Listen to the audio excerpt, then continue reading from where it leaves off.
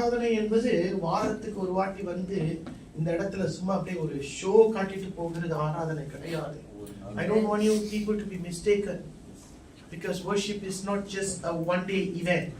Worship is lifestyle. அதாவது ஆராதனை என்பது வாழ்க்கை முறையாய் நம்முடைய ஒவ்வொரு வாழ்க்கையும் காணப்படக்கூடியதாய் காணப்படும். அப்படி இருக்கும்போது நான் ஒரு ஆராதனைக்குரியவன் என்று தைரியமாய் பெருமையோடு சொல்லலாம். ஆனால் வாரத்துல ஒரு தடவை தான் வந்து இந்த இடத்துல ஆராதிப்போம் என்று சொன்னால் அது வேதனைக்குரிய ஒரு காரியம். It is a very saddening fact that you are just coming to church on a Sunday and worshiping God. Excuse me. That's not what God has called you and me. நம்முடைய வாழ்க்கை எப்படி இருக்கணும்னா, நீயே ஒரு தேவாலயம் என்று வசனம் சொல்லுகிறது. அப்ப இந்த தேவாலயம் எப்படி காணப்படணும்? ஒவ்வொரு நாளும் பலி செலுத்தக்கூடிய ஒரு தேவாலயமாய் காணப்படும். புரியுதுங்களா என்ன சொல்றேன்? பழைய ஏற்பாட்டுல தேவாலயத்துல பலி செலுத்தாத ஒரு நாளே கிடையாது. ஒவ்வொரு நிமிஷம் பலி, ஆண்டவருக்கு பலி. இன்றைக்கு நம்ம பழைய ஏற்பாட்டின் காலங்களில் வாழாமல் இருந்தாலும் நமக்கு கர்த்தர் உதடுகளை கொடுத்திருக்கிறார், வார்த்தைகளை கொடுத்திருக்கிறார். God has given us the word. God has given us the manner to worship Him. And one of the sacrifices that we are supposed to offer unto God is a sacrifice of praise. ஒரு துதி என்ற ஒரு ஆராதனை நானும் நீங்களும் செலுத்தக்கூடியவர்களாய் இருக்க வேண்டும். அது அவசியமாயும் இருக்கிறது. தேவன் மத்தியில பேசட்டும். கண்களை மூடுவோமா? Father, I just pray that you will take over. That it's not about us, it is about you and you alone. இந்த நாளிலும் கூட ஆண்டவரே, என்ன வார்த்தை நீர் கொடுத்த வார்த்தை உங்க ஜனங்களுக்கு அது ஆழமாய் போய் கடந்து போகட்டும், சிந்திக்க வைக்கட்டும், செயல்படுவதற்கு நாங்கள் எங்களை ஒப்பு கொடுக்க உதவி செய்வோம். வார்த்தையை கேட்கிறவர்களாய் மட்டும் ஆண்டு விடக்கூடாது, ஆனால் வார்த்தையை கேட்டு அதன்படி வாழக்கூடியவர்களாய் ஒப்பு கொடுக்கிறவர்களாய் நாங்கள் மாறணும்பா. அப்படியாய் நீர் நடத்துவீராக. எதிர்பார்ப்பதற்கு மேலாய், வேண்டுவதற்கு மேலாய் நீர் செய்வீர். I give you the glory, the honor, the praise. இயேசுவின் நாமத்தில் பிதாவே, ஆமென். எடுத்தவங்க படிங்க. ஏசாயா 2ஆம் அதிகாரம் 5வது வசனம்.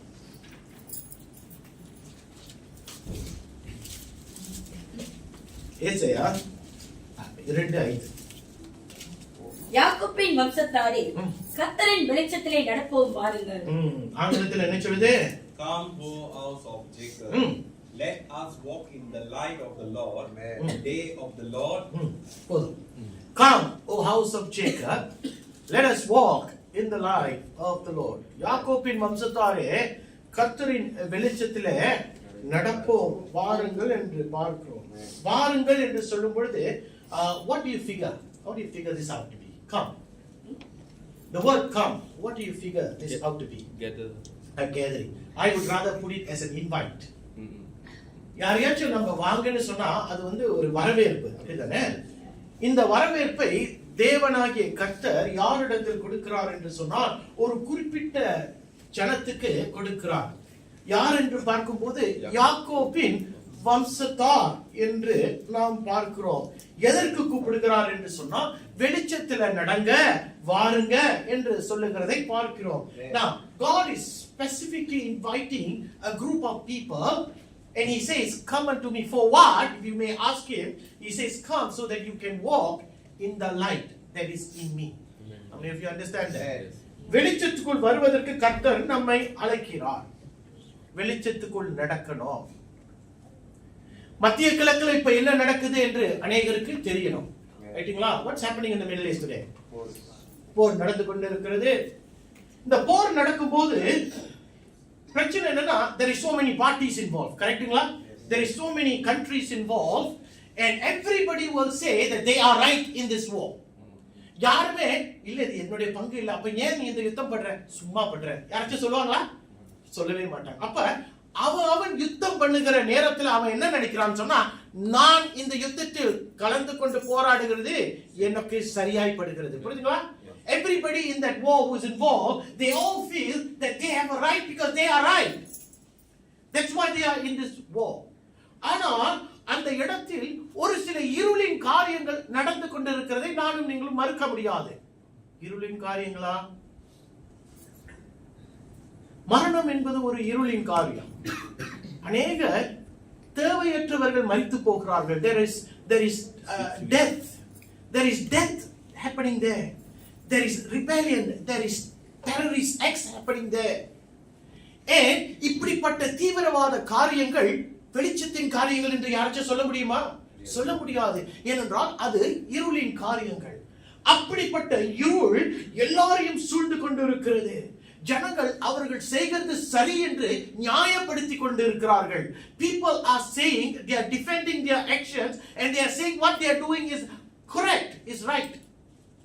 There is no one who says what I am doing is wrong. Just like us. Just like us. Why is that? ஏன் நான் அப்படி சொல்லுகிறேன் நம்மை போல என்று ஏன் அப்படி சொல்லுகிறேன்னு சொன்னா, நம்முடைய வாழ்க்கையில பார்க்கும்போது சில நேரங்களில நம்முடைய வாழ்க்கையை நம்ம யாரோட ஒப்பிட்டு பார்க்க மாட்டோம். ஒரே ஒரு ஆளோட தான் ஒப்பிட்டு பார்ப்போம். யார் தெரியுமா? முன்னுக்கு போய் கண்ணாடியில் நிற்போமே. யார் நிக்கிறா? கண்ணாடியில் நிற்கும் போது வேறவன் தெரிய மாட்டான், நான் தான் தெரியுவேன். ரைட்டுங்களா? நான் நின்றுட்டு நான் என்ன சொல்றேன், நான் நல்லா தானே இருக்கிறேன், நான் செய்யறது நல்லா தானே இருக்கு, நான் பேசுறது நல்லா தானே இருக்கு. அதாவது வேற யாராச்சும் பார்த்து இவங்க கொஞ்சம் நல்லா இருக்கிறாங்களே அப்படின்னு சொல்ல மாட்டோம். ஏனென்றால் என்னுடைய கண்கள் கண்ணாடியை தான் பார்த்துட்டு இருக்கு. கண்ணாடியில் யார் இருக்கா? நம்ம தான் இருக்கோம். We don't want to look at someone else and feel maybe they look better, maybe they work better, maybe their actions are better, maybe their words are better அப்படின்னு பார்க்க மாட்டேங்கிறோம். ஏனென்றால் my focus is on that person right in front of them in the mirror. மனசுல அறியா புரியுதுங்களா என்ன சொல்றேன்னு? கொஞ்சம் நிறுத்தி நான் சரியானதை செய்கிறேனா என்பதை பார்த்தால்தான் நம்முடைய வாழ்க்கையில ஒரு வெளிச்சம் வரும். இல்லைன்னா நான் எல்லாருடைய வாழ்க்கையிலும் இருள் படிந்து கிடக்குதுன்னு சொல்லல. ஒரு சில இடங்களில் ஒரு சிலருடைய வாழ்க்கையில என்ன இருக்கிறது? இருள் இருக்கிறது. யாரை பார்த்து சொல்றீங்க? நான் இங்க தேவனுடைய சன்னிதானத்துல நிற்கிறேன். இந்த இடத்துல நான் ஒருவனையும் குறித்து நான் பேசுகிறவன் கிடையாது. கர்த்தர் நியாயம் தீர்க்கட்டும். இந்த வார்த்தை எனக்கு கொடுக்கப்பட்டது. இந்த வார்த்தை நான் உங்கள் மத்தியில வைக்க ஆசைப்படுகிறேன். You have to not look at the mirror and conclude that you are living a better life. In fact, you should look at the mirror not too often. You should look at other people. You should look at people in the Bible. வேதத்தில் இருக்கிற ஒரு சிலரை பார்த்து வாழ்ந்தா இவங்களை போல வாழணும்யா, ஐயா வாழ்ந்தா இப்படி வாழணும் அப்படின்னு சொல்லக்கூடியவர்களாய் இருக்கணும். அப்ப என் கண்கள் கண்ணாடியை பார்ப்பதை நிறுத்திவிட்டு வேதத்துக்குள்ள போகணும். இல்லைன்னா உங்க அப்பா அம்மாவை பார்க்கணும். இல்லைன்னா வேதத்துல இருக்கிற நல்ல நீதிமான்களை போல உங்களை சுத்தி நீதிமான்கள் இருப்பார்கள், அவர்களை பார்த்து சொல்லணும் வாழ்ந்தா இவர்களை போல வாழணும்னு சொல்லணும். புரியுதுங்களா? ஏனென்றால் இன்றைக்கு அப்படிப்பட்ட சிந்தை உள்ளவர்கள், அப்படிப்பட்ட மனநிலை உள்ளவர்கள் இந்த இடத்துல வாழ்ந்து கொண்டும் செயல்பட்டு கொண்டும் இருப்போம் என்று சொன்னால், இதுல ஒரு you know what is the irony? The irony is when you continue to behave in such a manner, you will also behave like this in the presence of God. ஏனென்றால் தேவ பிரசன்னத்துக்குள்ள வரும்போதும் கூட நீங்கள் உங்களை மாற்றிக்கொள்ள மாட்டீர்கள். ஏன் சொல்லுங்களேன்? ஏனென்றால் நீங்க செய்வதுதான் சரி என்று இருப்பீர்கள். புரியுதா? இவர்களை பார்த்து ஆண்டவர் ஒருவரை பார்த்து அவருடைய காலத்தில் இப்படிப்பட்டவர்களை பார்த்து சொன்னார், வெள்ளை சாயம் அடித்தப்பட்ட கல்லறைகள் என்று சொன்னார். யாரை பார்த்து சொன்னாரு? பரிசேயர்களை பார்த்து சொன்னார். The Pharisees in the times of the Lord Jesus Christ, they were acting just like that. அப்படியாய் நடந்தார்கள். யாரை போல? பரிசேயர்கள் போல. அவர்களுக்கு என்ன பேரு? வெள்ளை சாயம் அடிக்கப்பட்ட கல்லறைகள். ஆங்கிலத்தில் என்ன? White wash tombs. அப்படின்னா என்ன?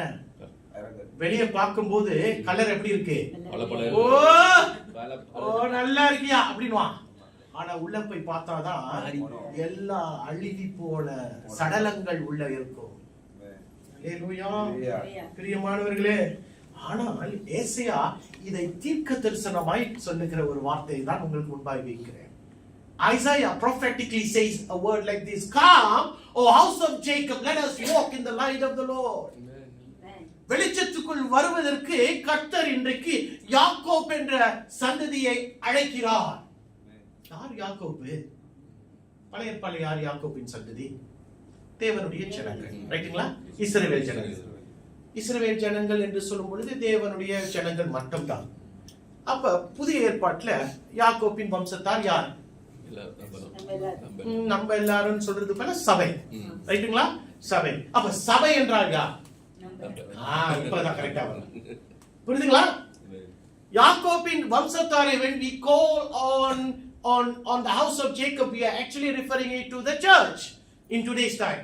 And who is the church? We are the church. நம்ம தான் சபை. அப்ப இந்த வசனம் யாருக்கு? நமக்கு தான்.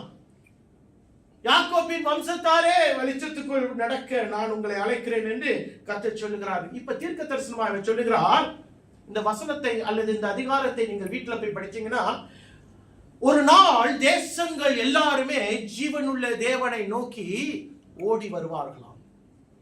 One day every nation, that means every people of every color, every creed, every race, every religion, அவர்கள் ஒரு நாள் இந்த ஜீவனுடைய தேவனை நோக்கி தேடி வருவார்களாம். வாஞ்சையோடு விருப்பத்தோடு வருவார்களாம். அந்த காலம் இன்னும் வரவில்லை, ஆனால் தீர்க்க தரிசனத்தின்படி நிச்சயமா அந்த காலம் ஒரு நாள் வரும். ஆமென். ஓ, இன்னைக்கு சாட்சி சொல்லணும்னு சொன்னீங்க தானே, மறந்துட்டு. சாட்சி யாருக்காச்சும் இருக்கா? எனக்கு ஃபோன் பண்ணி அப்புறமேல சொல்லுங்க சாட்சி. சரி, அப்புறமேல 7 மணிக்கு மட்டும் நான் சான்ஸ் கொடுப்பேன். சரிங்களா? முதல்ல முடிச்சிருவோம். 7 மணி மட்டும் தான் கையை தூக்குனார் சாட்சி இருக்குன்னு, அவருக்கு மட்டும் தான் அப்புறமேல ஒரு நேரம் ஞாபகப்படுத்துங்க, மறந்துட போறேன். சரி, வசனத்துக்கு வருவோம். தேவனை பார்க்கும்போது தேவன் ஒரு அழைப்பை கொடுத்து தேவ ஜனங்கள்கிட்ட சொல்றாரு, நீங்கள் இப்போ நடக்கிறதை பார்க்கிலும் என்னிடத்துல வந்தீங்கன்னா நீங்கள் வெளிச்சத்தில் நடப்பீர்கள் என்று சொல்லுகிறார். இதுதான் காரியம். வெளிச்சத்தில் நடப்போம் என்று சொன்னால் to walk with him in the light. ஒரு உதாரணத்தை சொல்றேனே, நம்ம எல்லாருமே விருந்துகளுக்கு போவோம். கல்யாண விருந்து இருக்கு, பிறந்த நாள் விருந்துகள் இருக்கு, விருந்துகளுக்கெல்லாம் போவோம். அங்க பாத்தீங்கன்னா செம கூட்டமா இருக்கும், ரொம்ப கூட்டமா இருக்கும். திருமணத்துக்குலாம் போனீங்கன்னா பார்க்க முடியாது. சில பேர் 300 பேர், 400 பேர், 500 பேர், 1000 பேர் கல்யாணத்துக்குலாம் நான் போயிருக்கிறேன், பார்க்க முடியாது. ஆனா அங்க வந்திருக்கிறவன் எல்லாருமே இன்விடேஷனோட தான் வந்திருக்கிறான்னு எத்தனை பேருக்கு சொல்ல முடியும்? இல்ல சொல்லுங்க பாப்பா, எத்தனை பேர் சொல்ல முடியும்? இல்ல எனக்கு விருந்தாளி என்னை கொடுத்தாங்க, நான் வந்திருக்கேன் அப்படின்னு அந்த இடத்துல உங்களால பார்த்து சொல்ல முடியுமா? ஏன்னா ஃப்ரீயா சாப்பிடறதுக்கு ஒரு கூட்டம் வந்திருக்கோம். அப்படியே வெளியே போகும்போது ரொம்ப ரொம்ப புழுக்கமா இருக்குப்பா, வா அங்க ஒரு கல்யாணம் நடக்குது, ஏசி இருக்கும், அந்த ஏர்கான்ல போய் உட்காருவோம் என்று சொல்ற ஒரு கூட்டம் இருக்கும். சரி, எனக்கு அடுத்த வாரம் கல்யாணம், இந்த கல்யாணம் எப்படி இருக்கு, வா போய் பார்த்துட்டு வருவோம், அப்படியே ஃப்ரீ சாப்பாடு இருக்கும், சாப்பிட்டு வருவோம் அப்படின்னு சொல்ற ஒரு கூட்டம் இருக்கும். இப்ப இப்படிப்பட்ட கூட்டங்களுக்குலாம் அந்த அந்த அந்த திருமணத்தை நடத்துகிறவர்களுக்கு தெரிஞ்சிச்சுன்னா என்ன சொல்லுவாங்க? காரி துப்ப மாட்டான், நீ கடப்பேன்னு சொல்லிடுவாங்க. ஏனென்றா நான் உனக்கு என்ன கொடுக்கல, நான் உனக்கு இன்விடேஷனே கொடுக்கல, நீங்க என்ன பண்றேன்னு கேட்பான். புரியுங்களா என்ன சொல்றேன்னு? ஆனால் தேவன் இப்பொழுது அழைக்கும் போது இந்த யாக்கோபின் வம்சத்தாரை அழைக்கிறார் என்று சொன்னாலும் ஒரு காலம் வரும், கர்த்தர் எல்லா ஜாதியையும் எல்லா ஜனத்தையும் அவர் சண்டையில் அவர் சேர்த்துக் கொள்வதற்காக ஒரு அழைப்பை கொடுப்பார். ஆமென். இது பழைய ஏற்பாட்டின் காலங்களா இருந்தாலும் ஆண்டவராகிய இயேசு கிறிஸ்து வந்தபோது இந்த தீர்க்க தரிசனம் நிறைவேறியது. This prophecy was fulfilled when the time of the Lord Jesus Christ came about. அவர் எல்லாரையும் கூப்பிட்டார். புரியுதுங்களா என்ன சொல்றேனே? அவர் இஸ்ரவேல் ஜனங்களுக்கு தானே வந்தாரு. கரெக்ட்டுங்களா இல்லையா? நான் ஏதாவது தப்பா சொல்றேனா? இஸ்ரவேல் ஜனங்களுக்கு தானே வந்தாரு. இவங்க என்ன செஞ்சாங்க? ஏத்துக்கல. அப்புறம் என்னாச்சு?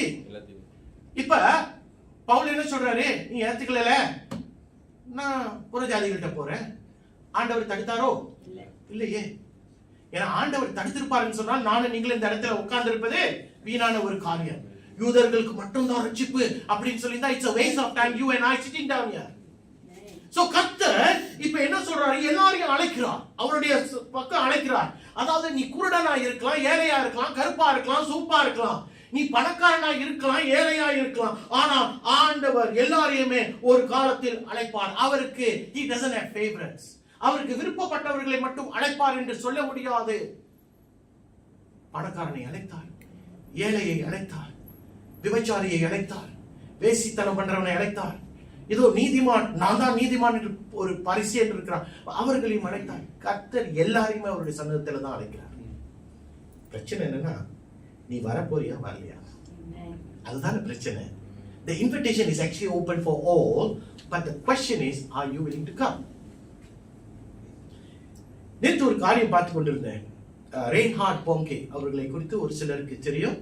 அவர் ஒரு ஆப்பிரிக்காவுக்காக கர்த்தர் பிரித்தெடுக்கப்பட்ட ஒரு ஊழியக்காரன். Listen to me very carefully, this is a testimony. அவர் ஒரு நாள் அடையாளம் இல்லாத ஒரு காலத்தில் கர்த்தர் அவரை ஒரு நாள் அழைத்து சொன்னாரா, நீ ஆப்பிரிக்காவுக்கு போன. அவர் எந்த ஒரு தேசத்துக்காரர் தெரியுமா? He is a German guy. அவர் ஜெர்மனியில உள்ளவர். ஆண்டவர் ஜெர்மனியில இருக்கிறவனை சொன்னாரா, நீ ஆப்பிரிக்காவுக்கு போடு. 4 தடவை அவர் சொப்பனத்தில் சொன்னாரா, நீ ஆப்பிரிக்கா போ. இவருக்கு புரியலையா. 4வது வட்டி வந்ததோ அவர் சொன்னாரு, வா கிளம்பு அப்படின்னு. ஆனா அவருக்கு அடையாளமே இல்லை. அந்த டைம்ல ரெயின்ஹார்ட் போங்கேனா யாருக்குமே இந்த பக்கத்து வீட்டுக்காரனு கூட ஒரு சமயம் தெரியாது. ஆனா கர்த்தர் போ சொன்னதும், அதே ஆப்பிரிக்காவுக்கு போனதும் ஆண்டவர் சொன்னாரா, நீ போய் அந்த ஸ்டேடியமை புக் பண்ணு. அவர் சொன்னாரா, ஆண்டவரே எனக்கு என்னைய யாருக்குமே தெரியாது, நீ போய் ஸ்டேடியமை புக் பண்ணு சொன்னது. அவர் போய் சொல்லிட்டாரா, ஸ்டேடியமை புக் பண்ற எதுக்குன்னு? காஸ்பல் மீட்டிங் நடத்த போறேன்னு சொன்னார். எல்லாரும் பார்த்தானுங்க, காஸ்பல் மீட்டிங், உன் பேர் என்னன்னு கேட்டான். ரெயின்ஹார்ட் போங்கே. யாருக்குமே ரெயின்ஹார்ட் போங்கேனா யாருன்னு தெரியாது. இப்ப என்ன நடக்குது, அவர் ஆண்டவருடைய வார்த்தையை கேட்டு புக் பண்ணிட்டாரு. And then what happens? முதல் நாள் கூட்டம் ஜெபிக்கிறாராம். 40 பேர் வந்தாங்க. அவர் சொல்லும்போது எனக்கு வேதனையா இருந்துச்சு. அவர் கூட்டத்தை நடத்தி, ஏன்னா ஒரு ஊழியக்காரனுடைய வேதனை ஒரு ஊழியக்காரனுக்கு தான் தெரியும். ஒரு பெரிய மைதானத்தை ஏற்பாடு பண்ணி, you need people there, right or not? You need people. அந்த இடத்துல யாருமே இல்ல, 40 பேர் இருந்தாங்களாம். அவருக்கு எப்படி தெரியும்னா, அவரு அந்த மூலையில நின்று பார்த்து 40 பேர் கனெக்ட் பண்ணாராம். அவரை சேர்த்து 40 பேர் நிக்கிறாங்களாம். அவர் என்ன சொல்றாரு, அவர் பிரசங்கம் பண்ண ஆரம்பிச்சிட்டாராம். 40 பேர் சரி பிரசங்கம் பண்ணி அவர் முடிக்கவே இல்லையா. அந்த இடத்துல பின்னால இருந்து ஒருத்தி கத்துறாளாம். 40 பேர்ல ஒருத்தி கத்துறாளாம், எனக்கு கண்ணு தெரியுது அப்படின்னு ஒருத்தி கத்துறாளாம். ஒருத்தன் கத்துறானா, ஐயா என்னால நடக்க முடியுது ஐயா அப்படின்னு சொல்லி ஒருத்தன் கத்துறானா. இன்னும் அவர் வசனத்தை முடிக்கவே இல்லையா. இப்ப அவர் என்ன செய்யறாரு, 40 பேர் தானே, ஆனால் ஆண்டவர் ஏதோ ஒன்றை செய்ய ஆரம்பிச்சு விட்டாரு. How many of you will be excited if such things happen? அவர் 40 பேருக்கு பிரசங்கம் என்று சொல்ற அவருக்கு எப்படி இருக்கும் எல்லாம் வச்சு பாருங்க. அடுத்த நாள் மீட்டிங். இப்ப 40 பேர் சும்மா இருக்க மாட்டாங்க, நம்மலாம் சும்மாவா இருப்போம், வந்து பாருன்னு தானே சொல்லுவோம். இப்ப 40 பேர் போய் கூப்பிடும் போது அடுத்த நாள் 100 பேர் வந்துட்டான். 100 பேர் வந்ததும் அவர் பிரசங்கம் பண்ணும்போது அற்புத அடையாளங்கள் நடக்க ஆரம்பிச்சிருச்சு. அடுத்த நாள் 500 பேர் வந்தானா. அடுத்த நாள் 1000 பேர் வந்தானா. 6 பெருசா ஆயிடுச்சு, 1000 பேர் ஆச்சா. 1000 பேர் ஆனது. ஆனா நமக்கு 1000 பேர் பெரிய ஆளா இருக்கலாம். ரெயின்ஹார்ட் போங்கேக்கு 1000 பேர்லாம் பெருசு இல்லை. ஏன்னா அவர் நடத்தின ஒரு பெரிய கதையை சுருக்கி சொல்றேன். When he became to continue to listen to God and started going in Africa என்பது ஒரு நாடு அல்ல, it is a continent. அது ஒரு கண்டம். அதுல ஒரு 49 நாடுகள் இருக்குன்னு நினைக்கிறேன். 49 எத்தனையோ நாடுகள் இருக்கு. அந்த நாடுகளுக்கு போய் ஒரு கடைசியா ஒரு நாட்டுக்கு போனாராம். நல்லா கேளுங்க. அதே மாதிரி ஒரு இதை புக் பண்ணாராம். புக் பண்ணதுக்கு அப்புறம் he had 500,000 people sitting in his crusade. Amen. And Reinhard Bonnke, nobody knew who was Reinhard Bonnke. 500,000 தமிழ்ல எப்படி சொல்றது? 5 லட்சமா? 5 லட்சம் பேரு அந்த இடத்துல உட்கார்ந்து இருக்காங்க. இதுல ஒரு ரகசியத்தை சொல்லவா? அந்த பட்டணத்துல 5 லட்சம் பேர் உட்கார்ந்து இருக்கும் போது திரும்பி பார்த்தாரா, அங்க இருக்கிற போதகர்கள் அழுது கொண்டிருந்தார்களாம். இவருக்கு புரியலையா, சந்தோஷமா தானே இருக்கணும், புரியலையா, அழுது கொண்டு இருக்கிறார்களாம். ஏன் அழுகிறாருன்னு சொல்லிட்டு அவங்கள்ட்ட போய் லைட்டா கேட்டாரா, என்ன ஆச்சுன்னு. இது கர்த்தருடைய கரம். ஏன் என்று சொன்னால் அந்த 5 லட்சம் பேரும் இஸ்லாமியர்கள். எவ்வளவு பாருங்க, அதாவது 5 லட்சம் பேர் முஸ்லிம்ஸ். அழைப்பு கொடுக்கிறாரா, எல்லாருமே முன்னுக்கு நிக்கிறாங்களாம். எல்லாருமே மண்ணுக்கு நின்று கர்த்தர் வேண்டும் என்று சொல்லுகிறார்களாம். Can you imagine? Can you imagine how God works? நம்ம சில பேர் வந்தா அவங்கள ஒரு விதமா உபசரிப்போம், நல்ல முக்கியமானவங்க வந்தா வாங்கயா வாங்கயா அப்படின்னு சொல்லி பிடிப்போம். ஆனா கர்த்தரை பாத்தீங்களா, கர்த்தரை பாத்தீங்களா எப்படி செய்யறாருன்னு? அவர் ராஜ்யத்துக்கு அவர் எல்லாரையுமே அழைக்கிறவராக இருக்கிறார். யாரா இருக்கட்டும் எல்லாரையுமே அவர் அழைக்கிறவராக இருக்கிறார். இப்ப அந்த அழைப்பு எதுக்கு வருதுன்னா, உன்னுடைய நாளை நல்லதா இருக்க வேண்டும் என்று சொன்னால் நீ அவருடைய அழைப்புக்கு வந்து விட வேண்டும். If you want your tomorrow to be a better tomorrow, then you need to come into the invitation. Why? Because the invitation consists of walking in the light.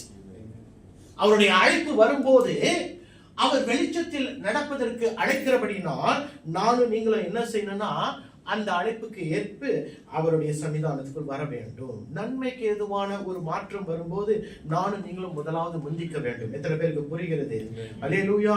இன்றைக்கு நானும் நீங்களும் இந்த வெளிச்சத்தில் நடப்பது என்றால் என்ன அர்த்தம் என்று முதலாவது புரிந்து கொள்ள வேண்டும். What is walking in the light? Come on, anybody? வெளிச்சத்தில் நடக்க வாங்க என்று கர்த்தர் ஒரு அழைப்பை கொடுக்கிறார். அதற்கு அர்த்தம் என்ன? பாவம் இல்லாத வாழ்க்கை. ஓகே, வேற என்ன சொல்லலாம்? என்னங்க? கீழ்ப்படிந்த வாழ்க்கை. வேற என்ன சொல்லலாம்? விசுவாச வாழ்க்கை. வேற என்ன சொல்லலாம்? ஓகே, அவருடைய சித்தத்தின்படி வாழ்வது சொல்லலாம். வேற, அதாவது இது எல்லாத்தையும் ஒரு எல்லாத்தையும் கன்க்ளூட் பண்ணி நான் ஒரு வார்த்தை சொல்லவா? கர்த்தருக்கு ஒரு உண்மையான வாழ்க்கை வாழ்வதற்கு அழைக்கிறார். ஏன்னா இருளில் வாழுகிறவர்கள் உண்மையான வாழ்க்கை வாழ்வார்களா? யோசிச்சு பாருங்க. இப்ப வெளிச்சத்தில் அவர் அழைப்பு கொடுத்து என்னுடைய வெளிச்சத்துக்குள் வாங்க என்று சொல்லும் போது அவர்களும் நானும் நீங்களும் எப்படி வாழுகிறோம்? உண்மையான ஒரு வாழ்க்கை. அப்படின்னா தேவனுக்கு பிரியமான வாழ்க்கை, அப்படின்னா விசுவாசத்தின் வாழ்க்கை, அப்படின்னா அவருடைய வார்த்தைக்கு கீழ்ப்படுகிற வாழ்க்கை. இது எல்லாமே அடங்கி இருக்கு. அப்ப ஒரு உண்மையான வாழ்க்கை, ஒரு கிறிஸ்தவ வாழ்க்கை, உண்மையான வாழ்க்கை வாழணும். அவர் சொல்லுகிறார், நீ வெளிச்சத்துல தான் நடக்கணும்ன்றாரு. வெளிச்சத்துல நடக்கிறது தான் ரொம்ப கஷ்டமா. இன்றைக்கு யாருக்கு ஒரு கிறிஸ்தவ வாழ்க்கை வாழுவது it's a piece of cake? எத்தனை பேர் சொல்ல முடியும்? No one can say it is so easy for me to live a Christian life because everybody is battling with sin, everybody is battling with temptation. எத்தனை பேருக்கு போராட்டமே இல்லாத ஒரு கிறிஸ்தவ வாழ்க்கை? கையை தூக்கி காட்டுங்க. என்கிட்ட இருக்கிறது கொடுக்கிறேன். அக்காச்சி இருக்கா? இல்லைங்க. Because life is filled with battles for everyone who wants to live a godly life. வசனம் சொல்லுது, if உனக்கு ஒரு உபத்திரவமே இல்லாத ஒரு வாழ்க்கை வாழ்றேன்னு சொன்னா I can only think of two things. ஒன்னு, நீ சாத்தானோட ஒரு கூட்டணியில இருக்க, you are in cohort with the devil. இல்லனா நீ யார போலனா ஏனோக்க போல நாள் வரும். எதுக்கு வரும்? நீ மரணத்தை காண மாட்டேன், அப்படியே ஆண்டவர் எடுத்துக்குவாரு. அதனாலதான் அவனுக்கு பாடே இல்லை. புரியுதுங்களா என்ன சொல்றேன்னு? அதாவது இன்றைக்கு கிறிஸ்தவ வாழ்க்கை வாழுகிற நானும் நீங்களும் விழுந்து எழும்புகிறோம். ரைட்டுங்களா? அதான் வாழ்க்கை. I and you have always been struggling with our Christian walk. Because it's not easy to walk in faith. விசுவாசத்துல எளிதாய் நடக்க முடியாது. கிறிஸ்தவ வாழ்க்கை, தேவனுக்கு பிரியமான வாழ்க்கை எளிதாய் வாழ முடியாது. ஆனால் ஆண்டவர் சொல்லுகிறார், நீ தேவனோடு சஞ்சரிக்க வேண்டும் என்று சொன்னால் ஒரு நோக்கத்தோடு தான் நீ சஞ்சரிக்க. You must have a purpose in living for God. You can't live because my mother said I have to live a Christian life. You cannot say my parents told me to live a Christian life, so I will live. No, you must have a purpose, and the purpose is to please God. Amen. அந்த ஒரு நோக்கம் என்னவென்று சொன்னால், நீ தேவனை திருப்திப்படுத்துகிற பிரியமுள்ள ஒரு வாழ்க்கை வாழணும். ஏனென்றால் அப்படியாய் வாழும் பொழுது தேவன் உன்னை மேல் பிரியப்படுகிறார். மனுஷன் உன்மேல் பிரியப்படுவது இரண்டாவது காரியம். முதன்மையான காரியம், God is pleased with you. சில நேரத்தில் கர்த்தர் பிரியப்படுறான்னா ஏன் எனக்கு இவ்வளவு பாடுகள் என்று நீங்களாம் நினைக்கலாம். ஆபிரகாம் 25 வருஷம் காணப்பட்டான். ஆனால் அவனுக்கு அடையாளம் என்ன பேரு? விசுவாசத்தின் தந்தை. பேரப்பர், விசுவாசத்தின் தந்தை. விசுவாசத்தின் தந்தைனா அப்படியே கன் மாதிரி உடனே கொடுத்துருக்கணும்ல ஆண்டவர். ஏன் கொடுக்கல? கொடுத்தீங்களா? என்ன சொல்ல வரேனே? Good things you must wait. You must wait for the better things in life. அப்ப அவருடைய வெளிச்சத்தில் நடக்க வேண்டும் என்று சொன்னார். வெளிச்சம் எதை குறிக்கிறது? நம்ம என்ன சொன்னேன்? பாவம் இல்லாத வாழ்க்கை, உண்மை உள்ள வாழ்க்கை. வேற, தேவன் உடைய வார்த்தைக்கு கீழ்ப்படிந்து வாழுகிற வாழ்க்கை, உண்மை உள்ள வாழ்க்கை, வெளிச்சத்தின் வாழ்க்கை. பரிசுத்த ஆவியினால நிரப்பப்பட்ட வாழ்க்கை, உண்மை உள்ள வாழ்க்கை. இந்த உண்மை உள்ள வெளிச்சம் உள்ள வாழ்க்கைக்கு தான் கர்த்தர் வா வா வா என்று உன்னை வரவேற்கிறார். அப்ப வெளிச்சத்தின் வாழ்க்கையில வாழணும்னா 2 காரியம் உங்களுக்கு வைக்கிறேன். ஒன்று தேவனுடைய வார்த்தை, அது வெளிச்சத்தின் வாழ்க்கை. இரண்டாவது தேவனுடைய வழிகள். There is 2 things I want to put before you. One is the word of God, or rather God's word. God's word, if you are having God's word, you are walking in the light. And another one is God's ways. கர்த்தருடைய வழிகள். கர்த்தருடைய வழிகளில் நீ நடப்பாய்ன்னு சொன்னா நீ வெளிச்சத்துல வாழற. Am I making sense here? If somebody says I am walking in with God and I am not in obedience to the word of God, தேவ வார்த்தைக்கு நான் கீழ்ப்படிய மாட்டேங்கிறேன், can I say I am walking in the light? No. நான் தேவன் எனக்கு வைத்திருக்கிற வழிகளில் நான் நடக்கவில்லை, நான் தேவனுக்கு பிரியமான வாழ்க்கை வாழ்றேன். யாராச்சும் சொல்ல முடியுமா? முடியாது. அப்ப நான் சொல்லுகிறது சரி, தேவனுடைய வார்த்தை இருக்கணும், தேவனுடைய வழிகள் இருக்கும் போதுதான் நீயும் நானும் வெளிச்சத்தில் நடக்கிற பிள்ளைகள். முதலாவது காரியம் தேவனுடைய வார்த்தை. திருப்பிக் கொள்ளுங்க 119 சங்கீதம் 105 வசனம். தெரியாதவங்க படிங்க பாப்போம், தெரியாதவங்க பார்க்காம தெரியாதவங்க படிங்க பாப்போம். அப்ப எல்லாருக்கும் தெரியும் உங்களுடைய வசனம் கால்களுக்கு தீபமும் பாதைக்கு. And God talks about His word. He says, your word is a lamp to my feet and a light to my path. எதை குறித்து பேசுறாரு? எது வெளிச்சத்தை தருதா? வார்த்தை. அவருடைய வசனம் வெளிச்சத்தை கொடுக்கிறதாம். அவர் சொல்றாரு, ஐயா நீ இந்த வார்த்தையில நடக்கும் போதுதான் நீ வெளிச்சத்துல நடக்கிற. நீ வார்த்தையில நடக்கலனா நீ வெளிச்சத்துல நடக்கிறேன்னு சொல்ல முடியாது. ஏனென்றால் நீ உன்னை ஏமாத்திக் கொண்டு, you are cheating yourself, you are deceiving yourself if you are not obedient to the word of God. இன்றைக்கு வார்த்தை இல்லாதவர்களுடைய வாழ்க்கையை பாருங்க, கட்டுக்குள்ள இருப்பார்கள். கட்டுக்குள்ள இருப்பாங்கன்னா சபையில இருக்க மாட்டாங்க, சபையில தான் இருப்பான். கட்டுக்குள்ள இருக்கிறவங்க தான் சபையில இருப்பான். சபைக்கு புரியாது இது ஆவிக்குரிய ரகசியங்கள். கட்டுக்குள்ள இருக்கிறவங்க தான் சபையில இருப்பாங்க, ஆனா தெரியாது. சிலுவையை தூக்கிட்டு போவாங்க, கேட்டா சொல்லுவாங்க நான் ஆண்டவருடைய சிலுவை பாடுகளை அனுபவித்தது பிரதர் அப்படின்னுவாங்க. புரியுதுங்களா? இன்னைக்கு பாவம் என்ற ஒரு காரியம், ரகசிய பாவம் என்ற ஒரு காரியம், தவறான பழக்க வழக்கங்களை பிடித்துக் கொண்டு அவர்கள் வாழுகிறார்கள். ஏனென்றால் அந்த வார்த்தை அவர்களுடைய வாழ்க்கையை நடத்தவில்லை. If only the word of God can operate in their lives would have turned around. They would have subjected, they would have committed their life to following the word of God. ஆனால் வார்த்தை இல்லாதபடினால் எப்படி வேணாலும் வாழலாம் என்று வாழக்கூடியவர்களாக இருக்கிறார்கள். அப்படிப்பட்டவர்கள் ஒரு கட்டுக்குள் இருப்பார்கள். அவர்களுக்கு வேதத்தை படிக்க நேரம் இருக்காது, ஆனால் டிவி பார்க்க நேரம் இருக்கும். எனக்கு நானும் கொஞ்சம் போராடுவேன் தெரியுமா. எனக்கு இந்த சண்டை படம்லாம் ரொம்ப பிடிக்கும், அப்பல இருந்து ரொம்ப பிடிக்கும். எந்த சண்டை படமா தான் பார்ப்பேன். அப்ப நான் ஆண்டவர்கிட்ட கொஞ்ச நேரம் பாகியம் பண்ணுவேன். அப்ப நான் தான் படிச்சுட்டேன், வேதத்தை படிச்சுட்டேன், நான் தான் ஜெபிச்சுட்டேன். ஒரு 2 மணி நேரம் திடீர்னு பார்த்தா அந்த படம் 3 மணி நேரம் வரும். அப்ப எனக்குள்ள ஒரு குத்துதல் வரும். 3 மணி நேரம் நீ படம் பாக்குற, நீ சில நேரத்துல ஒரு ஜெப நேரத்துக்கு அப்புறம் இன்னொரு 1 மணி நேரம் ஜெபிக்க மாட்டேன். அப்படியே ஒரு குத்துதல் வரும். ஏன்னா சண்டை படம் வந்துட்டாங்க, நானும் அப்படியே உட்காந்துருவேன், எல்லாத்தையும் உட்காந்துட்டு பார்க்க. புரியுதுங்களா? ஆவிக்குரிய ரீதியில யாருமே போராடலன்னு சொன்னா நான் தனியா வாங்க, நான் உங்கள்கிட்ட நான் தனியா பேசுறேன். எல்லாருமே போராடுகிறோம். புரியுதுங்களா? And God knows that we all are subjected to this kind of temptations. We come out of it sometimes we don't. Hallelujah. வார்த்தை உன்னையும் என்னையும் நடத்தக்கூடியதா இருக்கணும். வார்த்தை இல்லாம உங்களுடைய வாழ்க்கை இருக்கும் என்று சொன்னால் I want you to say, I want you to know this, know the word of God. ஏனென்றால் ஆண்டவராகிய இயேசு கிறிஸ்து சாத்தானோடு போராடும் போது எதை பயன்படுத்தினார்? அவருடைய அடையாளத்தை பயன்படுத்தவில்லை. He is the son of God. He was never using his identity, rather he was using the word of God. தேவனுடைய வார்த்தையை வைத்துதான் உங்களுடைய யுத்தங்களை நீங்கள் மேற்கொள்ள முடியும். சீஷர்களை பாருங்களேன், சீஷர்கள் தேவனுடைய வார்த்தைக்கு பின்பாய் இருக்கிற அதிகாரத்தை வைத்துதான் ஆதி திருச்சபையில அந்த ஊழியத்தை நடத்தினார்கள். You and I can never deny the fact that the disciples were using the authority of the word of God to run the early church. இன்றைக்கு திருச்சபைகள்ல பாருங்க, உங்களுக்கு எதை போதிக்கிறார்கள்? அவங்களுடைய ஒரு சிலர் அவங்களுடைய சாட்சிகளை போதித்துக் கொண்டு இருக்கிறாங்க. ஆனா நானும் நீங்களும் எதை கேட்க வந்திருக்கிறோம்? சாட்சியை கேட்க வரல, வார்த்தையை கேட்க வந்திருக்கிறோம். வார்த்தை யாருடைய வார்த்தை? தேவனுடைய வார்த்தை. அப்ப தேவனுடைய வார்த்தை நம்மை மாற்றக்கூடியதா இருக்கிறபடினால் நானும் நீங்களும் நம்முடைய வாழ்க்கையில் எது இருக்கணும்?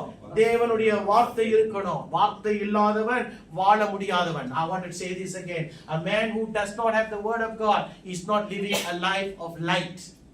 வெளிச்சம் இல்லாத வாழ்க்கை யாருமே வாழ முடியாது. வார்த்தை இன்றைக்கு எனக்கு எது முக்கியம் சொன்னா உங்களுக்கு எனக்கு தேவ வார்த்தை தான் முக்கியம். Remember this. தேவ வார்த்தை தான் முக்கியம். அவருடைய வழிகள். இரண்டாவது காரியம் அவருடைய வழிகள். ஐயா, அவருடைய வழிகளில் வாழ வேண்டும் என்று சொன்னால் நல்லா பாருங்க, வார்த்தை இல்லாம நம்ம வழி காட்ட முடியுமா? If you are going on a journey and you need ways, எத்தனை பேர் drivers would know what is the meaning of ways? W-A-Z-E. Because it's a direction. அதுதான் உன்னை சரியான இடத்துக்கு கொண்டு போய் காட்டும். அப்ப அந்த ways இல்லன்னா உங்களுக்கு வழி தெரியாது. Ways. பரவாயில்லை. If you don't have that ways, you don't have this ways. புரியுதுங்களா என்ன சொல்ல வரேனே? அந்த வேஸ் இல்லன்னா இந்த வே தெரியாது. அப்ப அந்த வேஸ் என்னது? வார்த்தை. அதே போலதான் நம்முடைய வாழ்க்கையை நடத்துவதற்கு வார்த்தை இல்லன்னா எனக்கு வழி தெரியாதையா. அதனால இன்றைக்கு வழியில் தேவனுடைய வழியில் நடத்த வேண்டும் சொன்னா எனக்கும் உனக்கும் தேவையானது என்னது? தேவனுடைய வார்த்தை. You can never say I'm going in God's way when you do not have the word of God in you. தேவனுடைய வார்த்தை இல்லாம நீ தேவனுடைய வழியில் நடக்கிறேன் என்று சொல்வது கிறுக்குத்தனம். இன்றைக்கு பார்க்கும்போது மனிதன் மாறிவிட்டான். கவிதை இருக்கு, மரத்தில் ஏறி விட்டான் அப்படின்னு கவிஞரோட பாட்டு இருக்கு. நான் மரத்தில் ஏறுற மனுஷனை பத்தி பேசல. இப்ப மனிதனுடைய வாழ்க்கை மாறி மாறி மாறி மாறி எங்க நிக்குது தெரியுமா? தேவனுடைய வார்த்தையை அவன் இஷ்டத்தின்படி வியாக்கியானம் பண்ணி அதை ஜோடித்து அழகு வச்சு பவுடர் பூசி லிப்ஸ்டிக் போட்டு இதுதான் தேவனுடைய வார்த்தை, இதை பெற்றுக்கொள்ளுங்கள் என்று பிரசங்கிக்கிறார்கள். பிரசங்கித்து 4 செவத்துக்குள்ள வச்சா பரவாயில்ல, அதுதான் வார்த்தைன்னு சொல்லி சோசியல் மீடியால போடுறது என்ன, இங்க போடுறது என்ன? யார பார்க்கலாம்? ஒரு உதாரணத்தை சொல்லுங்க பாப்போம். இந்த ரென்ஸ் இருக்கிறாங்க பாத்தீங்களா? ரென்ஸ் எத்தனை பேர் பார்த்தது இல்ல? எத்தனை பேருக்கு டிக்டாக் வேணும்? டிக்டாக் இல்லாதவங்களுக்கு நான் உங்களுக்கு டிக்டாக் ஓபன் பண்ண சொல்றேன். இன்னைக்கு டிக்டாக் போய் பாருங்க. ரென்ஸ்னு ஒருத்தர் இருக்கான். அவன் சினிமா பாட்டலாம் இந்த மாதிரி இடத்துல உட்கார்ந்து பாடிக்கிட்டு இருப்பான். கேட்டா ஓகேன்றான். கேட்டா ஓகேன்றான். அதாவது என்ன சொல்றான்? தேவனுடைய ஊழியக்காரன் உனக்கு இப்படிதான் சொல்லி கொடுப்பான், இதெல்லாம் தப்புன்றான். இதையும் கேட்கிறதுக்கு ஒரு கூட்டம் அவனுடைய சபையில உட்கார்ந்து இருக்கு பாத்தீங்களா? அவனை சொல்லக்கூடாது, அவனை சொல்லவே கூடாது. அவனுடைய சத்தத்தை கேட்டுக்கிட்டு அவன் அப்படி பாடுவானா, அவனுங்க வாசிப்பானுங்களா, அவன் சனம் கை தட்டுமா? என்ன நடக்குது? இங்கதான் அப்படி இருக்குன்னு சொன்னா மதுரையில ஒருத்தன் இருக்கான். ஜஸ்டின் ஓ மேபி ஜஸ்டின் மாஸ்டர் அப்படிலாம் பேசாதீங்க, நான் அவரை ரொம்ப ஃபாலோ பண்றேன் அப்படின்னு சொன்னா கூட நீங்க அப்புறமேல தனியா ஆபீஸ்க்கு வாங்க. ஏனென்றால் நீங்க யாரை அவர்களுடைய வசனத்தை கேட்டு வளர்றீர்களோ அது ரொம்ப முக்கியம். Maybe I should know about it. Maybe you all should tell me, Pastor, I'm listening to this message or to this speaker or to this preacher. Is it okay? I may not be perfect, but I may know a bit more than what you people would know. அதனால பாருங்க, இப்படிப்பட்ட ஒரு தேவ பயம் இல்லாத வழிகளில் தேவனுடைய வார்த்தைகளை வியாக்கியானம் பண்ணுகிறார்கள். ஐயா, மனுஷன் மாறி இருக்கலாம், ஆனால் தேவன் மாறாதவர் என்று வசனம் சொல்லுகிறது. அவருடைய வார்த்தை மாறாது. ஏனென்றால் தேவன் வார்த்தையா இருக்கிறார். அப்ப வார்த்தை மாறாத போது, மனிதன் மாறிக்கொண்டிருக்கும் போது தேவனுடைய வார்த்தையை நீ மாற்றிக்கொண்டு உன்னுடைய இஷ்டத்தின்படி பேசுவது என்ன நியாயம்? ஒரு நாள் நீ கணக்கு கொடுக்கணும்யா, நீ ஒரு நாள் கணக்கு கொடுக்கணும். அதனால பிரியமானவர்களே, தேவ வழியில் நடக்க வேண்டும் என்று சொன்னால் 3 காரியம் ரொம்ப அவசியமா இருக்குது. உன்னுடைய உறவு தேவனோடு. If you want to walk in godly ways, I want to put 3 things before you. You must have the right fellowship with God. Not just fellowship, people. Right fellowship, because the title today that I have today is this: your right walk with God. தேவனோடு உன்னுடைய சரியான சஞ்சரிப்பு. That should be the title in your life too. Go back to that thing. வசனம் என்ன சொல்லுது? நீ சரியானவரோடு, நீ தேவனோடு ஒரு நல்ல உறவை வைத்திருப்பாய், ஐக்கியத்தை வளர்த்திருப்பாய் என்று சொன்னா நீ தேவனுடைய வழியில் வாழ்வாய். இன்னொன்னு என்ன தெரியுமா? உன்னை சுற்றி இருக்கிறவர்கள் தேவ பயமுள்ளவர்களாய். The people who surrounds you must be godly. கண்டவளையும் வச்சு பத்தல சுத்திட்டு இருந்தீங்கன்னா அவங்களுடைய இன்ஃப்ளூயன்ஸ் உன்னை தாக்கும். மூன்றாவது, சபையில் அடங்கி இருக்கணும். ஏனென்றால் தேவனுடைய வழிகள் சபையில தான் காணப்படும். எல்லா சபைகளும் ஒழுங்குள்ள சபை என்று நான் சொல்ல வரல. ஒரு சிஸ்டர் அப்படிதான் என்கிட்ட சொல்லிட்டு போனாங்க. நான் இந்த சாட்சியை ஏற்கனவே சொல்லியிருக்கேன். நான் ஒரு பரிசுத்தமான சபையை தேடி போறேன்னு நான் சொல்லி அனுப்பினேன். போய் தேடினதுக்கு அப்புறம் என்னை கூப்பிடுங்க, நானும் வருவேன் அப்படின்னு. அந்த சபைக்கு நானும் வருவேன், பரிசுத்தமுள்ள சபையில. ஏனென்றால் பரிசுத்தமுள்ள ஒரு சபை உண்டோ? ஏன்னா அப்படி ஒரு சபை இருக்குன்னா ஏன் கர்த்தர் ரத்தத்தை சிந்தினார் எனக்கு புரியல. I don't understand the logic. There is no perfect church here. There is no perfect church on planet Earth. பாவம் இருக்கு, கஷ்டம் இருக்கு, மனம் திரும்பின சபைகள் இருக்கும். அப்ப அப்படிப்பட்ட தேவனுடைய வழிகளில் கடந்து போகிற ஒரு சபைக்குள்ள இந்த மூன்று காரியம் நீ இருக்கும்போதுதான் you can proudly say that I am walking in the ways of God. தேவனுடைய வழிகளில் நான் நடக்கிறேன் என்று சொல்றேன். பிரியமானவர்களே, உங்களை சுற்றி இருக்கிற வாழ்க்கை எப்படிப்பட்ட வாழ்க்கை தெரியுமா? இருள் படிந்த வாழ்க்கை. அதனாலதான் ஆண்டவர் உன்னை என்னை வெளிச்சத்துக்குள் நடக்க சொல்றாரு. எப்படி பார்த்தோம் சொல்றீங்க? சமுதாயத்துல வெளிச்சம் காணப்படுகிறதோ? இப்ப குடும்பங்களில பார்க்கும் போது வெளிச்சம் இல்லைங்க, இருளாய் போயிடுச்சுங்க. நட்புகளை பாருங்களேன், நட்புகளை நம்மோடு ஒன்னா சாப்பிட்டு நம்மோடு ஒன்னா பழகினவன் தான் முதுகுல குத்துவான். முதுகுல குத்துனாலும் பரவாயில்ல, கோச்சிக்காதன்னு சொல்லிட்டு நேரம் மார்பில குத்திடுறானுங்க. கோச்சிக்காதன் வேற சொல்லிடுறானுங்க. புரியுதுங்களா என்ன சொல்ல வரேன்னு?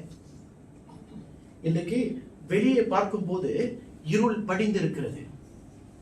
பிள்ளைகளை சரியாய் பார்க்கவில்லைன்னு சொன்னா அவருடைய வாழ்க்கையிலும் இருள் படிந்துதான் கிடக்கும்.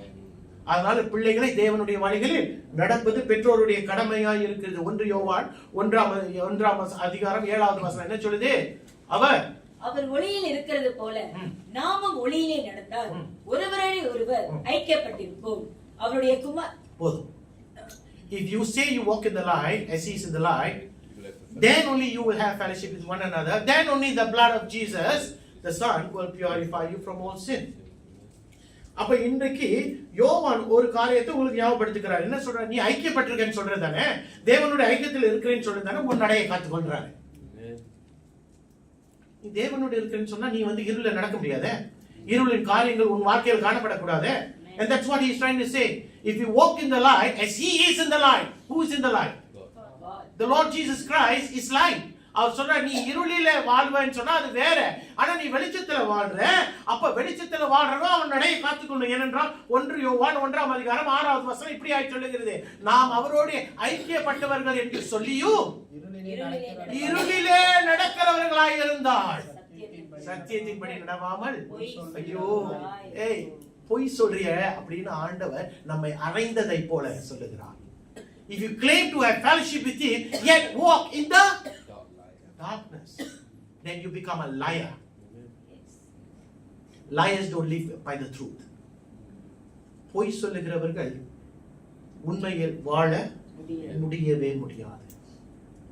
நீ கர்த்தரோட ஐக்கியப்பட்டிருக்கன்னு சொன்னா இருளின் காரியங்கள் உன்னுடைய வாழ்க்கையில காணப்படக்கூடாது. அப்படின்னு சொல்லும்போது பரிசுத்தமா இருக்கணும்னு சொன்னா யாருமே பரிசுத்தவான் கிடையாது. விழுந்து எழும்புகிற அனுபவம் தான். ஆனால் விழுந்து எழும்புற எத்தனை இதே காரியத்தை சொல்லிட்டு ஏன்பா அப்படின்னா விழுந்து எழும்புற அனுபவம் தான். ஏன்னு சொன்னா கிருபை இருக்க.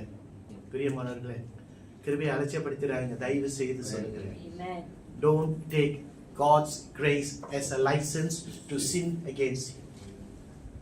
Never take grace as a license to sin against God. கிருபை இருக்குன்னு சொல்லி கிருபையை அலட்சியப்பற்ற கூடாது. தேவன் அவரிடத்துல வெளிச்சமாய் நடக்கிறவர்களை அழைக்கிறார். வெளிச்சத்துல நட என்று சொல்லி அழைக்கிறார். சில பேர் சொல்றான் நான் வெளிச்சத்துல இருக்கிறேன்னு. வெளிச்சத்துல இருக்கிறேன்றான். நான் சுத்தமா தானே இருக்கிறேன். எப்படி? நான் தான் குளிச்சுட்டு வந்துட்டேனே. ஆவிக்குரிய குளியலை பத்தி பேசிட்டு இருக்கிறேன். நான் தான் குளிச்சுட்டு வந்துட்டேனே, பாருங்க நான் ஃப்ரெஷ்ஷா இருக்கேன் பாருங்க. ஆனா நீ குளிச்சது அழுக்கு தண்ணி. புரியுதுங்களா? அதாவது இப்ப கடலுக்கு நம்ம பேப்டிசம் போறோம், அதுவும் தண்ணி தானே. இப்ப நான் ஞானஸ்தானம் கொடுத்ததுக்கு அப்புறம் நானும் அப்பப்ப தண்ணிக்குள்ள போயிட்டு வர்றதுதான். போதும் குளிச்சுட்டேன்னு சொல்லிட்டு நேரா வீட்டுக்கு போயிடலாமா? தண்ணி சுத்தம் தானே. வித்தியாசம் இருக்குல்ல? There is a difference between salt water and our tap water. So we know that the tap water is even more cleaner than the salt water. எவ்வளவுதான் நம்ம தண்ணியில முங்கி 10 வாட்டி முங்கிய கடல் தண்ணியில வந்து மேல வந்தாலும் கடல் தண்ணி அழுக்கு தண்ணி தான், அவ்வளவுதான், ஃபுல் ஸ்டாப். அதே போலதான் கர்த்தர் சொல்லுகிறார், அழுக்கு தண்ணிக்கும் சுத்த தண்ணிக்கு வித்தியாசம் தெரியாதவன் நீ இருளில் தான் இருக்கிற அப்படின்றார். If you do not know the difference between dirty water and clean water, that means I don't think you are walking in the light. You are still in darkness. இருள் என்று சொன்னாலே நம்ம எல்லாருக்குமே பழக்கம் தானே.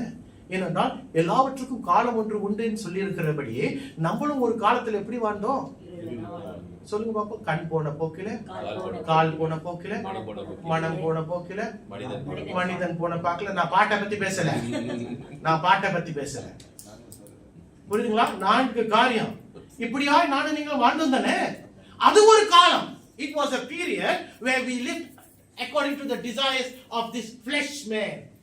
அது ஒரு காலம்.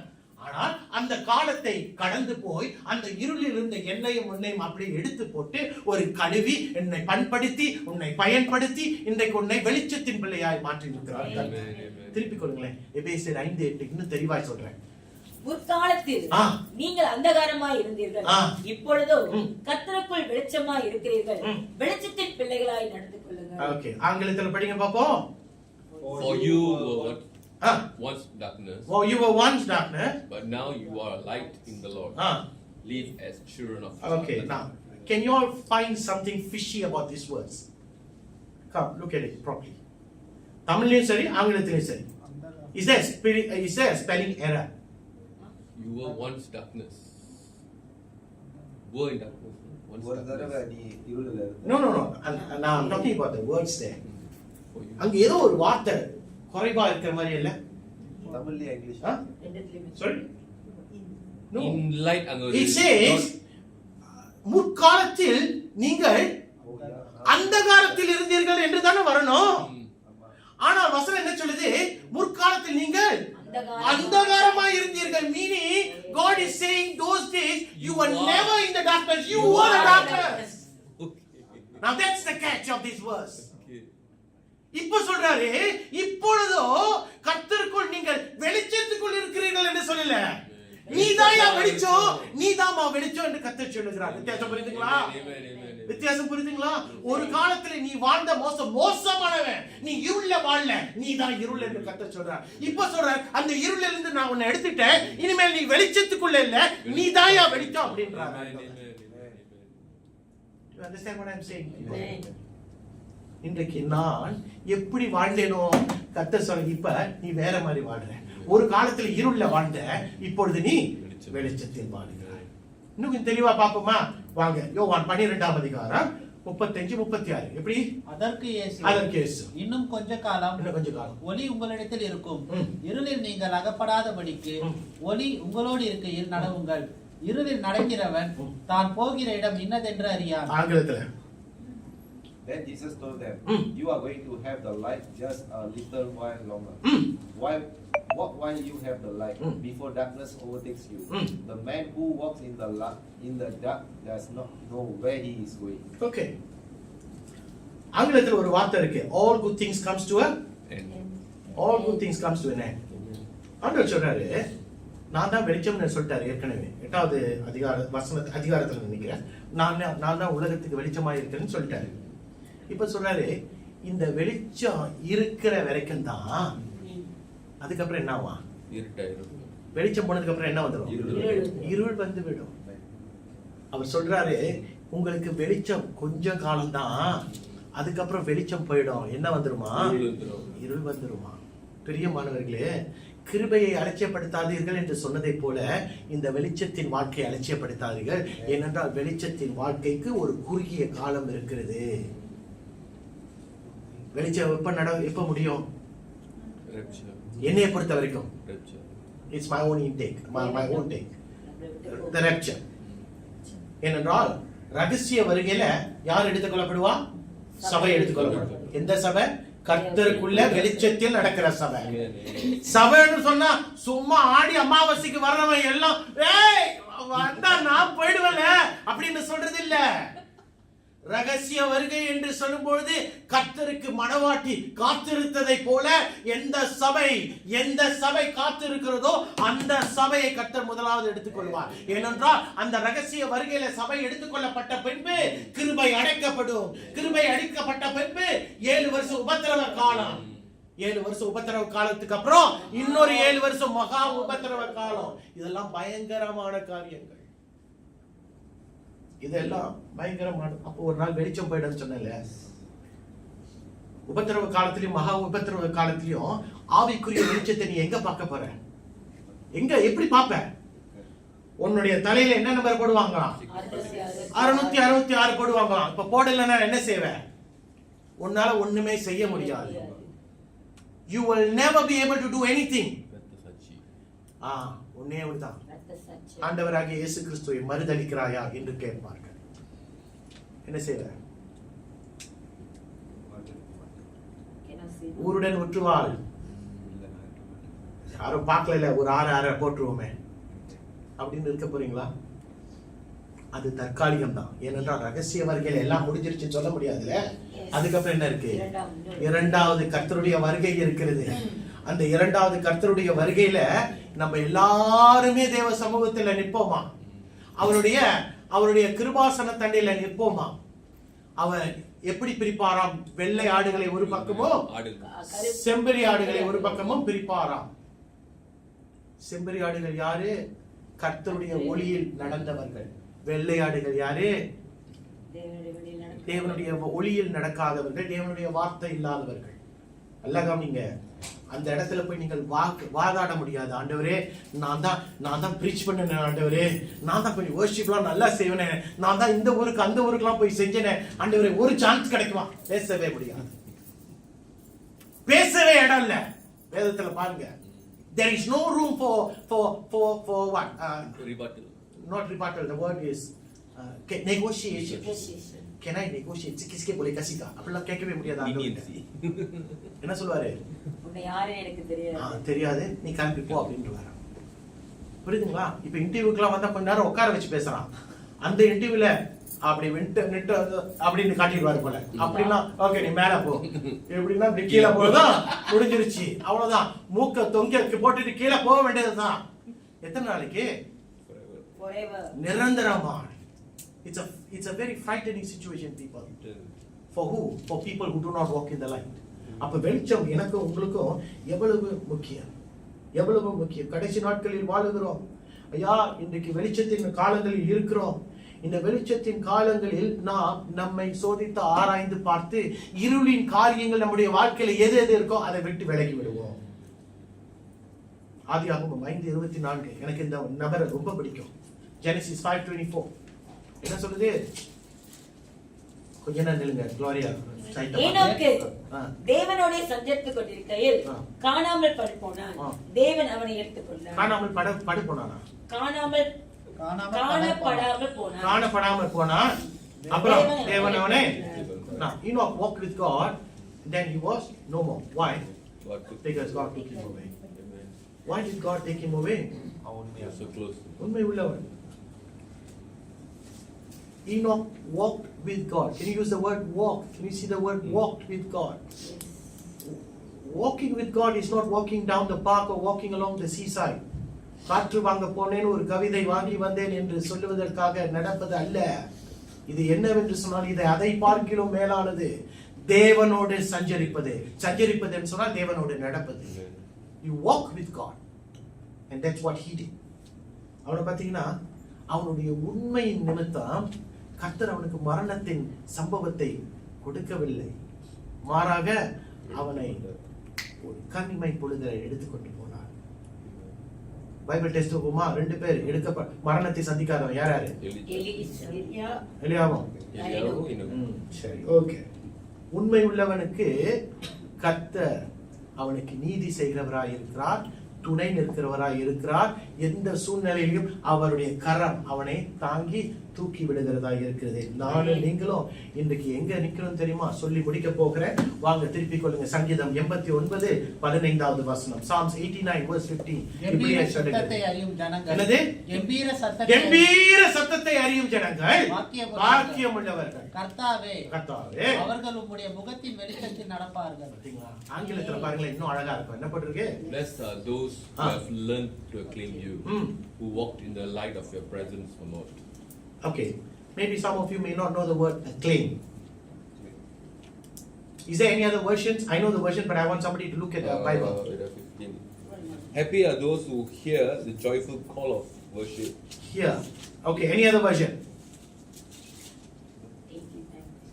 Say it.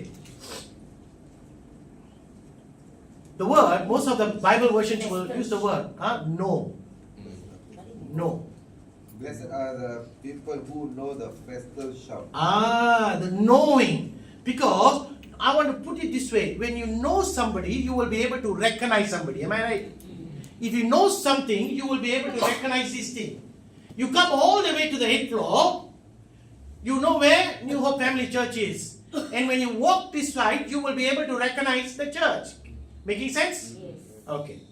இப்ப ஆண்டவருடைய வசனம் சங்கீதக்காரன் இப்படியாய் சொல்லுகிறார், கம்பீர சத்தத்தை அறியும் ஜனங்கள் எப்படிப்பட்டவர்களா? பாக்கியவான்கள். அப்ப முதலாவது you need to recognize God's light. How many of you understand? Amen. You need to recognize God's voice, you need to understand God's or recognize God's hands. தேவனுடைய கரத்தை நாம் அறியணும், தேவனுடைய சத்தத்தை நாம் அறியணும். Because if you do not recognize God's voice, the next thing is you cannot respond. Look at the word. கம்பீர சத்தத்தை அறியும் ஜனங்கள் பாக்கியம் உள்ளவர்கள். கர்த்தாவே அவர்கள் எவர்கள்? சத்தத்தை அறிகிற ஜனங்கள். அவர்கள் உம்முடைய முகத்தின் வெளிச்சத்தில் நடப்பார்கள். புரியுதுங்களா என்ன சொல்றேன்னு? நீ உனக்கு அடையாளமே தெரியல, நீ எப்படி நடக்க போற? Only when you recognize, you can be able to respond. And that's what the Bible says here. When you recognize, Bible looks at you as a blessed person. நீ அறியும் தேவனுடைய கம்பீர சத்தத்தை அறியும் மனுஷன் என்று சொன்னா கர்த்தர் உனக்கு ஒரு அடையாளத்தை கொடுக்கிறார். என்ன அடையாளம்? நீ பாக்கியவான். அப்ப பாக்கியவான் என்ன செய்வானா? அவர்கள் தான் பாக்கியவான்கள் தான் உம்முடைய முகத்தின் வெளிச்சத்தில். Again, the word light comes to. And the English one is more clear. It says, for blessed are those who have learned to acclaim you, they will walk in the light of your presence. புரியுதுங்களா என்ன சொல்றேன்னு? இன்றைக்கு தேவனுடைய சத்தத்தை நானும் நீங்களும் அறிந்து கொண்டு அதுக்கப்புறம் தான் அவருடைய வார்த்தைக்கு செவி கொடுக்க முடியும். அறியாதவன் ஒண்ணுமே செய்ய முடியாது. Today people are talking about one important thing, and that is AI. And what is it called in English? Artificial intelligence. Artificial. It's intelligence, but then it is. Meaning? It's not real. Yes, it's artificial, meaning it's not real. It's not the real thing. Yes, seems so real. செயற்கை. Right, okay, செயற்கை. ஆனால் இன்றைக்கு செயற்கையை வைத்து உலகத்தையே கலக்கி கொண்டு இருக்கிறார்கள் ஒரு சிலர். The AI is like taking center stage today. Every place, every person, even churches especially. இன்றைக்கு AI என்று சொல்லும் பொழுது எது முக்கியமோ அதை எடுத்துக்குவோம், எது முக்கியம் இல்லையோ விட்டு விடுவோம். பாருங்க, இப்ப அறியாததை, you know what is it? AI can do a lot of things. இப்ப என்னுடைய சத்தத்தை ரெக்கார்ட் பண்ணி அந்த சத்தத்தில் அவர் பேசுற மாதிரி செய்ய முடியும். புரியுதுங்களா? அப்ப அவர் வந்து என் சத்தத்துல பேசும்போது போன்ல பேசுறான்னு வைங்க, நீங்க யார் பேசுவாங்க நினைப்பீங்க? நான் தான் பேசுறேன்னு நினைப்பீங்க. ரைட்டுங்களா இல்லையா? ஆனா படத்துல ஒரு வீடியோ கால்ல அவர் பேசுறாரு, என் குரல்ல பேசுறாரு, என்ன செய்வீங்க? திருட்டு பயல அப்படின்னு சொல்லிடுவீங்க. ரைட்டுங்களா? அவருடைய குரல்ல பேசுறியே அப்படின்னு சொல்லி நம்ம, அதாவது என்ன சொல்ல வரேன்னா, அநேக காரியங்கள், உலகத்தில் இருக்கிற அநேக காரியங்களை நம்மளால கண்டுபிடிக்க முடியுது. ஏனென்றால் நம்ம அதை அடையாளம் கண்டு கொள்கிறோம். You can recognize many things in the world and you can try to adapt to it. But you know what is the irony? The irony is you can't until today recognize the word of God or the voice of God. கொடுமை என்ன தெரியுமா? இன்றைக்கு அநேக காரியங்களை என்னால் அடையாளம் கண்டு கொள்ள முடியுது. ஆனால் தேவனுடைய சத்தத்தை நம்மளால அடையாளம் கண்டு கொள்ள முடியலையே. தேவனுடைய வார்த்தையை அறிந்து கொள்ள முடியலையே. ஏனென்றால் அறிந்திருந்தால் அந்த வார்த்தைக்கு ஒப்பு கொடுத்து வெளிச்சத்தில் வாழுவோம் தானே. So there are many who does not walk in the light because you do not know, you don't recognize the voice of God. மனசுல அறியா? வேதத்துல பாத்தீங்கன்னா இப்படிப்பட்டவன் ஒரு சிலர் இருக்கிறான். எல்லாம் ஃப்ராட் பிடிச்சவன். எப்படி? தேவனுடைய சத்தத்தை அறிஞ்சான். அறியலன்னு சொல்ல முடியாது. யார் தெரியுமா? இஸ்ரவேலர்கள். மோசேயின் காலத்தில் இஸ்ரவேலர்கள். ஐயா, செங்கடலை பிளந்தது மோசேயா? இல்ல. வானத்திலிருந்து மன்னாவை கொடுத்தது மோசேயா? இல்ல. அவங்களுக்கு தெரியும் ஒரு பெரிய தேவன் ஒரு காரியத்தை செய்கிறார். They know, they can recognize the voice of God, but they cannot respond to God's voice. They can recognize. Every one of us can recognize here. Sitting down here, you can recognize God's voice. But are you willing to respond? That's the key word. தேவனை அடையாளம் கண்டு கொள்ளலாம். ஏன் ஒப்பு கொடுக்காத வாழ்க்கை வாழ்றாங்க? இஸ்ரவேலர்கள் அப்படி செஞ்சாங்க. ஆனா பேதுருவையும் யோவானையும் பார்த்தீங்கன்னா வேதத்துல அடைக்கப்பட்டார்கள். ரைட்டுங்களா? தேவனுடைய கரத்தை அவர்கள் கண்டார்கள். They saw the hands of God. அவர்கள் ஒப்பு கொடுத்தார்கள். தேவனுடைய சத்தத்துக்கு கரத்தை பார்த்து ஒப்பு கொடுத்தார்கள். ஏங்க அப்படி சொல்றேன்? கரத்தை பார்த்து புரியுதுங்களா? கதை புரியுதா? ஆண்டவர் பேதுருவை கொஞ்சம் வெளியே தள்ளி படகை கொஞ்சம் பிஞ்சாம் பண்ணுன்றாரு. அவர் போய் பேசுறாரு. பேசுனதுக்கு அப்புறம் அவரு பேதுருக்கு ஒரு ரிவார்ட் கொடுக்கிறாரு. என்ன சொல்றாரு? கொஞ்சம் தள்ளி போடுப்பா, கொஞ்சம் மீன் கிடைக்கும். ஆண்டவருடைய கரத்தை பார்த்தாரா? அவருடைய சத்தத்துக்கு ஒப்பு கொடுத்தாரா? பேதுரு திருச்சபையின் பெரியவனாய் காணப்படுகிறார். புரியுதுங்களா என்ன சொல்ல வரேனே? Only when you can recognize God's voice will you be able to respond to God's voice. How many of you are still trying to recognize His voice? அநேகர் இன்னும் அப்புறம் மாதிரி தான் இருக்கு. சத்தம் ஆண்டவர் போலதான் இருக்கு. கொஞ்சம் அப்படியே ஒரு மாதிரியா இருக்கு. ஏஐ காலங்கள்ல எனக்கும் தெரியல ஆண்டவருடைய சத்தமா இது அசுத்த ஆவியின் சத்தமானு எனக்கே தெரியல. ஏனென்றால் இன்றைக்கு தேவனுடைய சத்தத்தை கேட்டிருப்பீர்கள் என்று சொன்னால் அந்த சத்தத்துக்கு நீங்கள் செவி கொடுத்திருப்பீர்களே. If you would have recognized the hands of God, if you would have recognized the voice of God, you would have responded. Now the problem is many of us have not responded. Oh yes, how many of you say I have not recognized? We all can lift up our both hands and we will say what? Oh, I can recognize God's voice. Why are you not responding? Why are you not responding? So that's the question. வெளிச்சத்தில் நடக்கிறீர்கள் என்று சொன்னால் உண்மையான வாழ்க்கை வாழணும், உண்மையான கிறிஸ்தவ வாழ்க்கை வாழணும். எத்தனை பேருக்கு புரிகிறது? உண்மையான கிறிஸ்தவ வாழ்க்கை வாழணும், ஒழுங்குள்ள கிறிஸ்தவ வாழ்க்கை வாழணும். ஒழுங்குனா என்னது? கர்த்தருடைய வார்த்தைக்கு ஒழுங்குள்ளவர்களாய் காணப்பட வேண்டும். You need to live a life of truth, a life of discipline. ஒழுங்கு இருக்குன்னு சொன்னா உன்னுடைய வாழ்க்கையில எல்லாமே முக்கியமா நல்லாவே போயிட்டு இருக்கும். வேலை இடத்துல நல்லா போயிட்டு இருக்கும், சபையில நல்லா போயிட்டு இருக்கும். ஒழுங்கற்ற வாழ்க்கை, ஒழுங்கு இல்லைன்னா நீ ஒழுங்கு இல்லாத அப்படிலாம் எங்க அப்பா அம்மா அந்த காலங்களில் சொல்லுவோம். அது வேற ஒழுங்கு.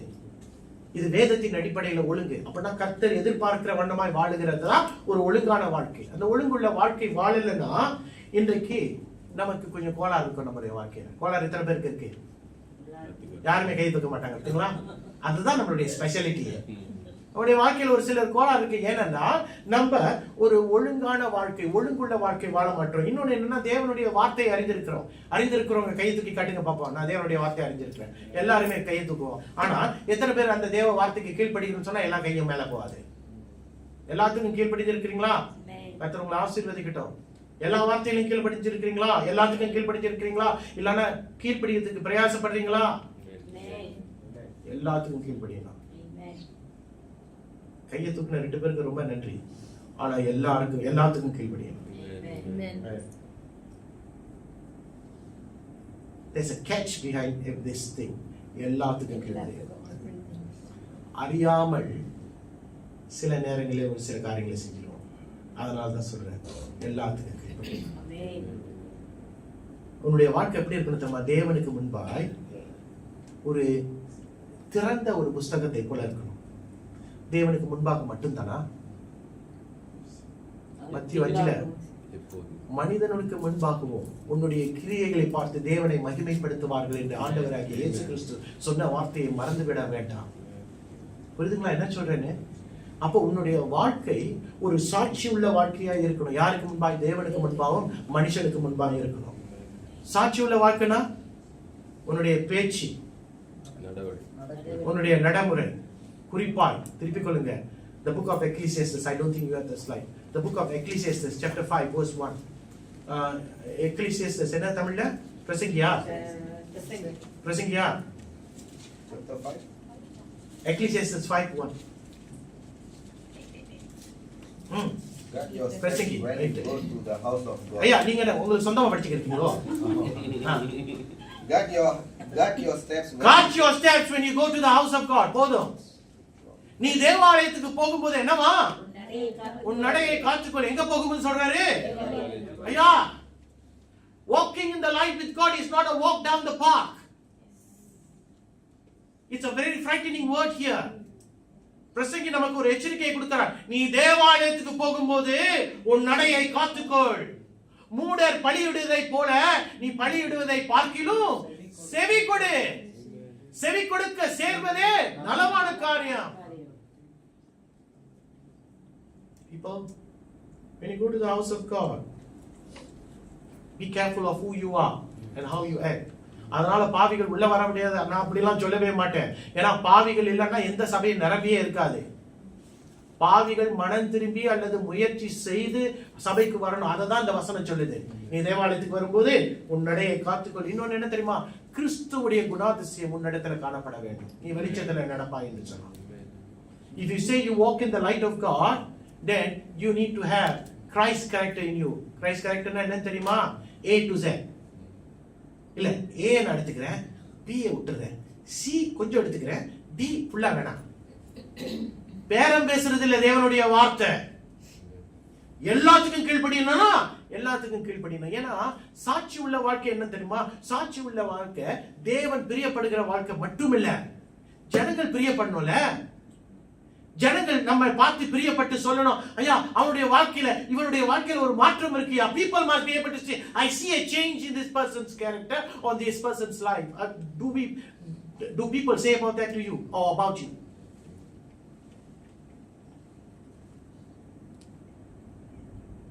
நீதியில் வளருங்கள்.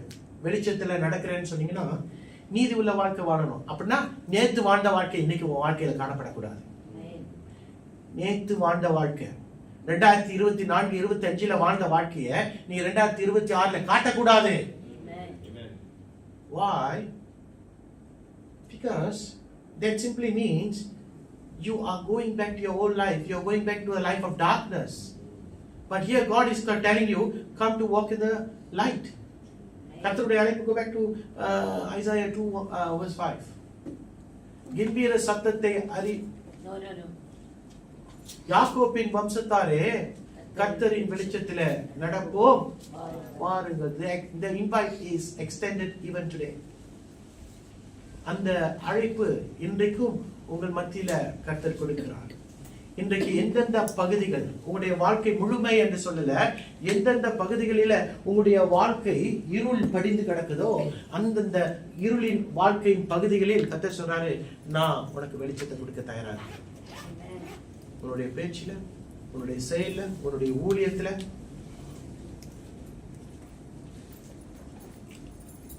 ஒரு மாற்றம் வேண்டும். பிரியமானவர்களே, எப்படி வேணாலும் வாழ்ந்து விட்டு நான் பரலோகம் ஒரு நாள் போயிடுவேன் அப்படிலாம் நீங்க நினைக்கவே கூடாது. Because the invite is very exclusive. It says, "O house of Jacob," meaning only the children of God. தேவனை சொந்த இரட்சகராய் ஏற்றுக்கொண்டு கர்த்தரையே பிரியமாய் தேவனாய் கொண்டிருக்கிற ஜனங்கள் மட்டும்தான் யாக்கோபின் வம்சத்தார் என்ற ஒரு அடையாளத்துக்குள்ள வர முடியும். அவர்கள் தான் வெளிச்சத்துல நட வா என்று கர்த்தர் அழைக்கிறார். எத்தனை பேர் வருவீங்க?